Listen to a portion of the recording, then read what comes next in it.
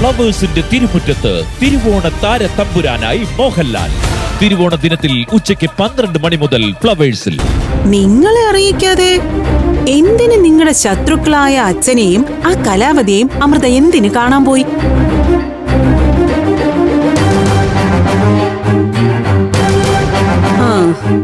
ഇതിലൊക്കെ എന്തോ നിങ്ങൾക്കെതിരായിട്ടുള്ള നീക്കങ്ങൾ ഉണ്ട് മക്കളെ, അത് ഉറപ്പാ.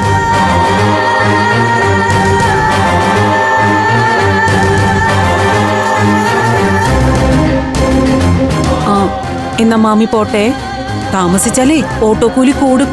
ശരി.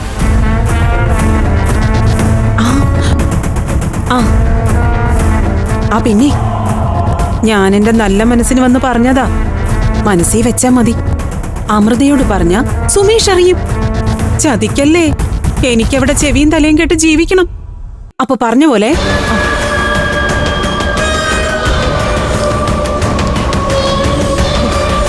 വണ്ടി എടുത്തോ.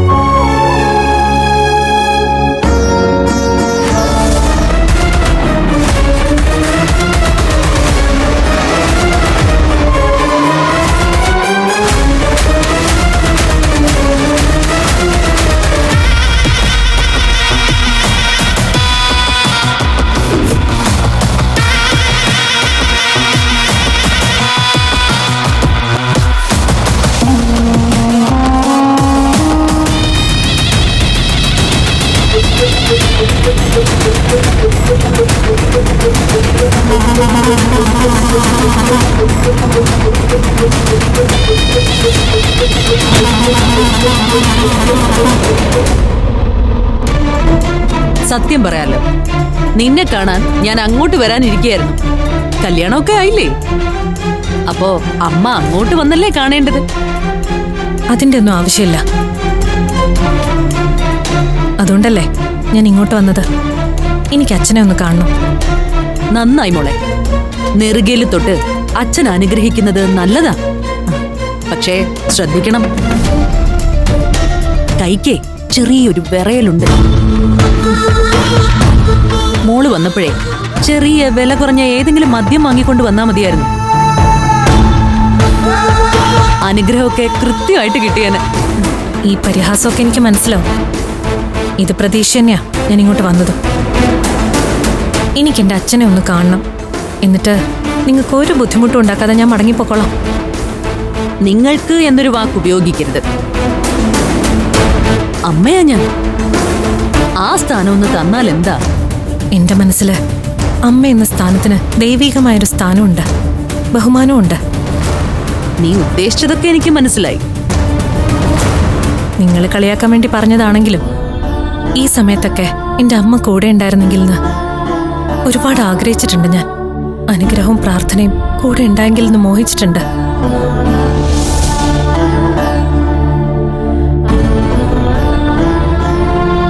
ഇപ്പോഴും അമ്മയുടെ ആത്മാവ് അനുഗ്രഹത്തോടെ ഞങ്ങളുടെ കൂടെ ഉണ്ടെന്ന് വിശ്വസിച്ച് ജീവിക്കുന്ന ഒരാളാ ഞാൻ. എനിക്ക് അച്ഛനെ ഒന്ന് കാണണം. അനുഗ്രഹം വാങ്ങിച്ച് ഒരു പരാതിയില്ലാതെ മടങ്ങിപ്പോക്കോളാം.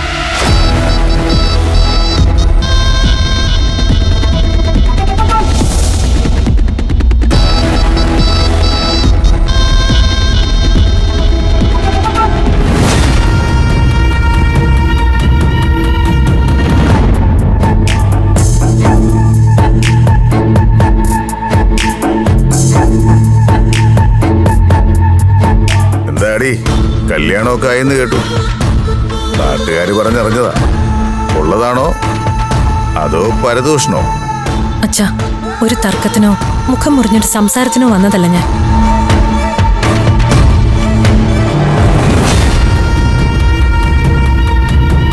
പിന്നെ എന്തിനാണാവോ ഇപ്പൊ ഇങ്ങോട്ട് എഴുന്നള്ളിയത്? അറിഞ്ഞത് നേരാ, എന്റെ കല്യാണോ. എന്നെ എൻ്റെ അനിയത്തിമാരെയും അച്ഛൻ എത്ര വെറുത്താലും ജന്മം തന്ന ആളോടുള്ള ഒരു മകളുടെ സ്നേഹം ആ ജന്മം കൊണ്ടു നടക്കും ഞാൻ. താഴെയുള്ള 4 പേരെയും കെട്ടിച്ചിട്ട് മതി, അവർക്കൊരു ജീവിതം ഉണ്ടായിട്ട് മതി എൻ്റെ ജീവിതം എന്ന് വിചാരിച്ചതാ ഞാൻ. പക്ഷേ അതല്ല വേണ്ടതെന്ന് എല്ലാവരും പറഞ്ഞതുകൊണ്ടാണ് ഞാൻ. ഈ എല്ലാവരും എന്ന് പറഞ്ഞ ആരാ അമൃതേ? ഈ കല്യാണ തലേന്ന് വരെ നിന്റെ അച്ഛൻ എന്തെങ്കിലും ഒരു കാര്യം അറിഞ്ഞിട്ടുണ്ടോ? എന്തിന്? ഞാൻ അച്ഛനാണെന്നുള്ള ഒരു വിചാരം കൂടി ഉണ്ടായിട്ടില്ലല്ലോ 5 എണ്ണത്തിനും ഇതുവരെ. ഇതിനൊരു മറുപടി ഇല്ലാഞ്ഞിട്ടല്ല, പക്ഷേ ഞാൻ നേരത്തെ പറഞ്ഞില്ലേ, ഞാൻ അച്ഛനോട് തർക്കിക്കാൻ വന്നതല്ല.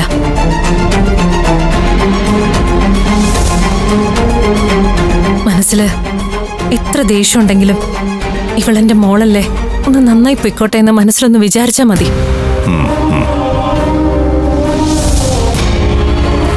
ഞാൻ ഇങ്ങോട്ട് വന്നതല്ലേ അച്ഛാ, നറുകയിലൊന്ന് കൈവച്ച് അനുഗ്രഹിച്ചൂടെ?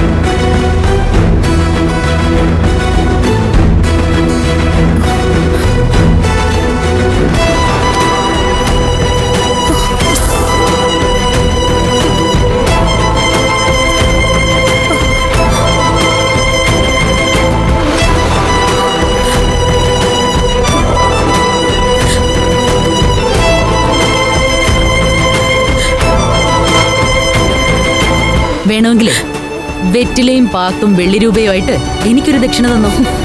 അച്ഛനെ പോലെയൊന്നുമല്ല, തീർച്ചയായിട്ടും ഞാൻ നിന്നെ അനുഗ്രഹിക്കും. ഇപ്പോഴേ തുടങ്ങി ഉള്ളംകാലിലെ പെരുപ്പ്. അത് വലത് കൈയിലേക്ക് വരുത്തി നെറുകയിലോട്ട് തരാൻ ഞാനൊരു അനുഗ്രഹം. എന്താ വേണോ?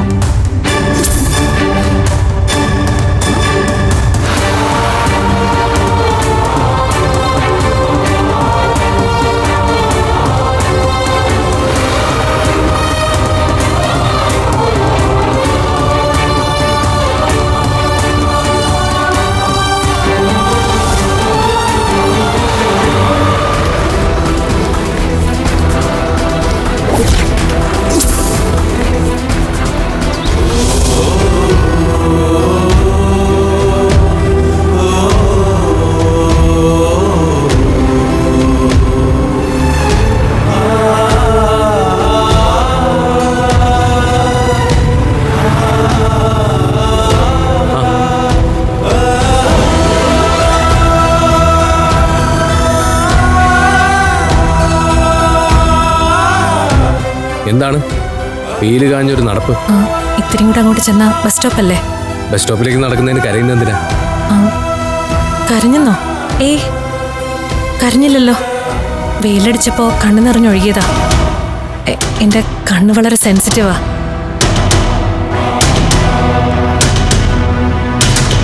കണ്ണല്ല, തന്റെ മനസ്സാ സെൻസിറ്റീവ്. ആ നീറ്റല്ല കണ്ണില്.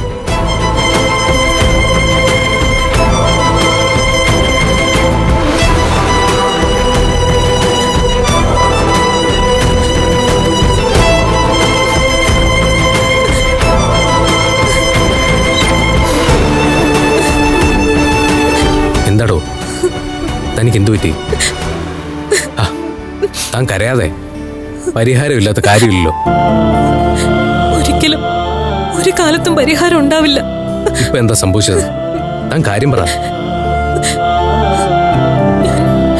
ഞാൻ എന്റെ അച്ഛനെ കാണാൻ പോയിരുന്നു. അനുഗ്രഹം വാങ്ങിക്കാൻ. പക്ഷെ ഒരു പട്ടി ആട്ടി ഇറക്കുന്നത് പോലെ എന്നെ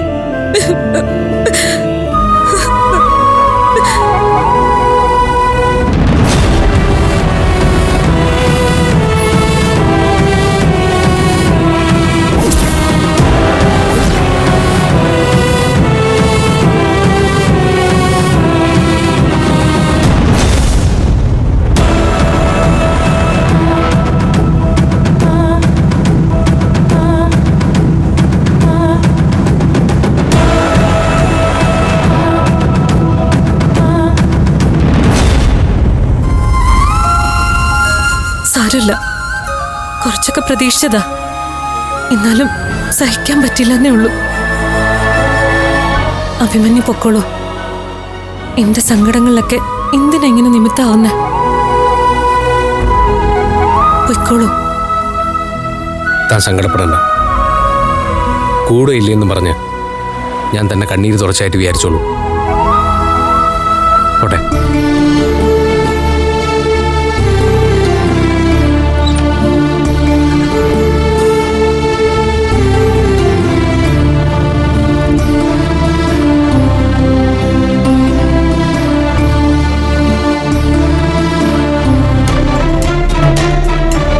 നല്ല കടുപ്പത്തിലിട്ടൊരു കട്ടന കുടിക്ക.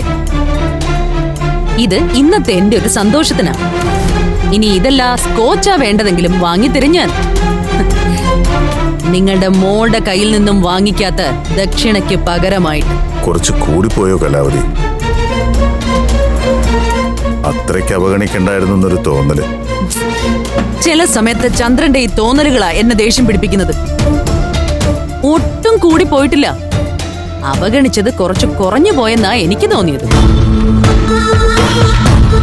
കല്യാണാലോചന മുതല് അത് ഉറപ്പിച്ച് കുറിയടിക്കുന്നത് വരെ വരാനും കാണാനും അനുഗ്രഹം വാങ്ങിക്കാനും തോന്നിയില്ലല്ലോ നിങ്ങളുടെ പുന്നാര മോൾക്ക്.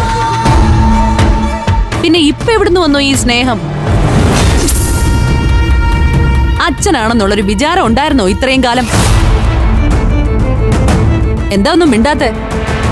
മക്കൾക്ക് വേണ്ടാത്ത അച്ഛൻ അനുഗ്രഹം കൊടുക്കാൻ മാത്രം കൈവെള്ളം പൊക്കിയിരിക്കണോ? നീ പറയുന്നതാ ശരി. എന്നെ അവർക്ക് ഒരു ആവശ്യമില്ല. പിന്നെന്തിനാ ഒരു അനുഗ്രഹമല്ലേ? ആ ചന്ദ്രൻ ഇതൊന്നും ആലോചിച്ച് തല പുണ്ണാക്കണ്ട. ഈ കല്യാണം ഒന്നും നടക്കാൻ പോകുന്നില്ല. അമൃതയുടെ കഴുത്തിൽ താലി കെട്ടുന്നതേ എന്റെ അനിയനായിരിക്കും. അപ്പോ കൈയും മെയ്യും മറന്ന് മനസ്സറിഞ്ഞങ്ങ് അനുഗ്രഹിച്ചാ മതി. ഞാൻ വിചാരിക്കുന്നത് പോലെ കാര്യങ്ങൾ നടന്നാൽ, മഹേന്ദ്രൻ അമൃതയുടെ കഴുത്തിൽ താലി കെട്ടിയാൽ, പണ്ട് രാജാക്കന്മാര് കെട്ടുകാഴ്ചയും കണ്ടുകാഴ്ചയും കണ്ട് പ്രജകൾക്ക് കൊടുക്കുന്നത് പോലെ ചന്ദ്രന് ഞാനൊരു പാരിതോഷികം തരും. പട്ടുമ്പളയാണോ? അല്ല, അതാണല്ലോ രാജാക്കന്മാര് പണ്ട് ഇഷ്ടക്കാർക്ക് സമ്മാനിച്ചിരുന്നത്. അതൊക്കെ അന്തകാലം. ഇപ്പോ ഈ കാലഘട്ടത്തിന് യോജിച്ച് ചന്ദ്രൻ ഒരിക്കലും പ്രതീക്ഷിക്കാത്ത ഒരു ഉപഹാരം ഞാൻ തന്നിരിക്കും. അതുറപ്പാണ്.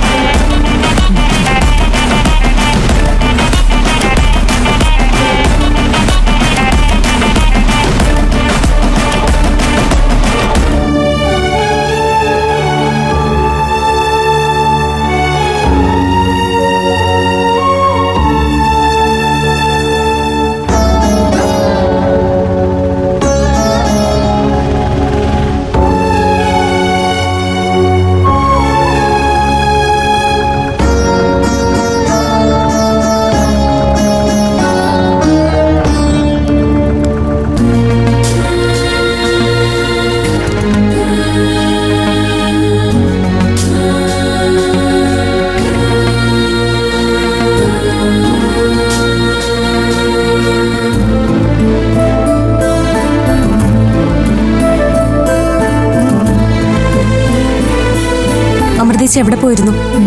മാമനെ കാണാൻ. അത് കഴിഞ്ഞിട്ട് ഇതെന്താ ഇങ്ങനെയൊക്കെ ഒരു ചോദ്യം? ചേച്ചി എന്തിനാ ഞങ്ങളോട് എല്ലാം ഇങ്ങനെ മറച്ചു വെക്കുന്നത്? അംബിക മാമി വീട്ടിലേക്ക് പോകുന്ന വഴി ഇവിടെ കയറിയിരുന്നു. വല്യച്ഛ അച്ഛനെ കാണാൻ കലാവതിയുടെ വീട്ടിൽ പോയിന്ന് പറഞ്ഞു. ഓ, മാമി ഇവിടെ വന്ന് നിങ്ങളോട് അതൊക്കെ പറഞ്ഞല്ലേ? ഇവിടെ വന്ന് പറഞ്ഞതാണോ അമൃതേച്ചി കുറ്റം? അല്ലാതെ അമൃതേച്ചി ഞങ്ങളോട് പറയാതെ അച്ഛനെ കാണാൻ പോയതല്ലേ? നിങ്ങളോട് പറഞ്ഞാ സമ്മതിക്കില്ലെന്ന് എനിക്ക് അറിയായിരുന്നു, അതുകൊണ്ടാ. അല്ല, ഞങ്ങൾ സമ്മതിക്കില്ലാന്ന് തോന്നിയ അമൃതേച്ചി എന്തും ഞങ്ങളോട് മറച്ചു വെക്കും അല്ലേ? ഇതെന്താ നിങ്ങൾ ഇങ്ങനെയൊക്കെ എന്നോട് സംസാരിക്കുന്നത്? വേറൊന്നിനും അല്ല, അച്ഛന്റെ അനുഗ്രഹം വാങ്ങിക്കാനാ ഞാൻ പോയത്. എന്നിട്ട് എന്തായി? അനുഗ്രഹം കിട്ടിയോ? അച്ഛൻ മാത്രം അനുഗ്രഹിച്ചോളോ അതോ കലാവതിയും കൂടെ അനുഗ്രഹിച്ചോ? നാണം കെട്ട് തിരിച്ചു പോന്നിട്ടുണ്ടാവും അല്ലേ?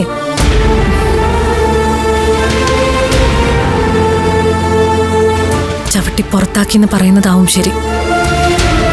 അമൃതേച്ചിക്ക് നാണോ അഭിമാനമൊന്നും ഇല്ലേ? ഇത്രയൊക്കെ ദ്രോഹിച്ചിട്ടും അങ്ങോട്ട് ചെന്ന് കാണുന്നത് ശരിയാണോ? ശരിയും തെറ്റുമൊക്കെ പലവട്ടം ആലോചിച്ചു മോളെ. ഒരു മംഗളകർമ്മല്ലേ, ചെന്നൊന്നു പറഞ്ഞേക്കാൻ അമ്മയുടെ ആത്മാവ് പറയുന്നത് പോലെ എനിക്ക് തോന്നി. അതൊക്കെ വെറുതെ ഒരു എക്സ്ക്യൂസിന് പറയാവുന്നതേ ഉള്ളൂ. അമ്മ ജീവിച്ചിരുന്നെങ്കിൽ അച്ഛനെ കാണാൻ ഒരിക്കലും സമ്മതിക്കില്ലായിരുന്നു. വേണ്ടിയിരുന്നില്ല. വല്യച്ഛൻ ഞങ്ങളെ കൂടെ നാണം കെടുത്തി. ഒരു വാക്ക് പറയായിരുന്നു അമൃതേച്ചിക്ക്. അച്ഛനോടൊരു വാക്ക് പറഞ്ഞില്ലല്ലോ എന്ന് നാളെ കുറ്റപ്പെടുത്തരുതല്ലോ എന്ന് വിചാരിച്ച് ചെയ്തു പോയതാ. നിങ്ങൾ പറഞ്ഞതുപോലെ ഇങ്ങനെയൊക്കെ അപമാനിക്കപ്പെടണമെന്നായിരിക്കും എന്റെ വിധി.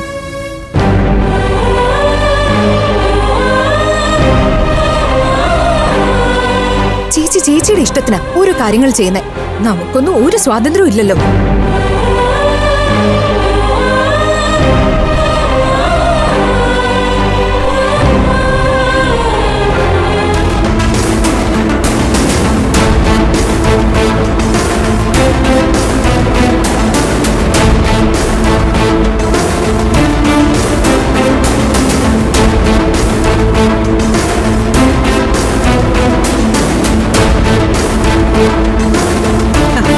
നീ എന്താ പറയാനുണ്ടെന്ന് പറഞ്ഞിട്ട് മിണ്ടാ നിൽക്കുന്നേ?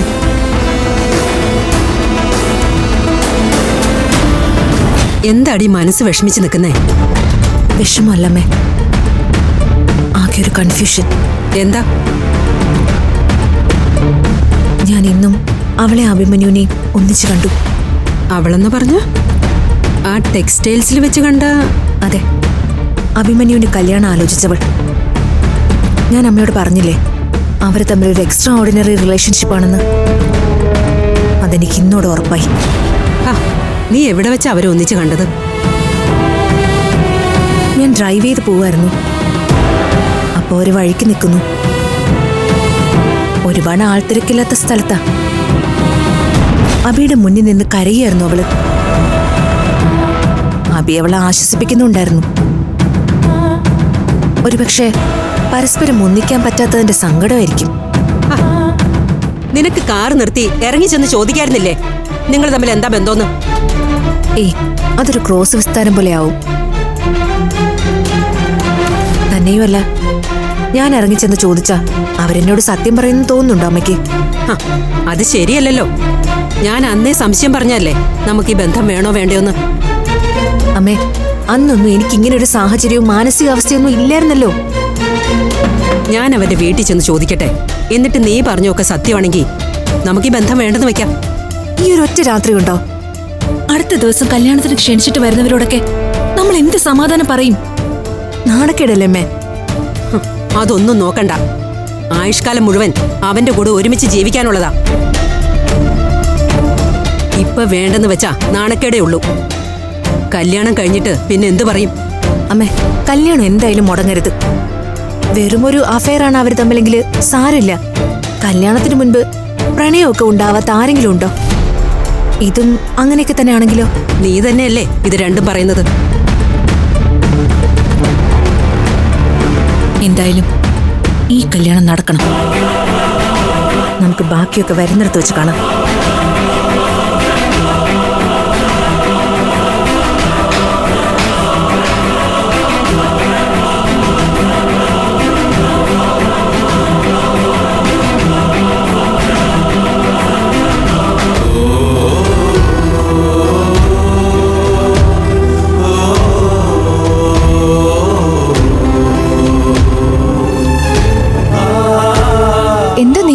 മാറിയിരിക്കുന്നേ? എന്താ കാര്യമെന്നൊക്കെ എനിക്ക് മനസ്സിലായി.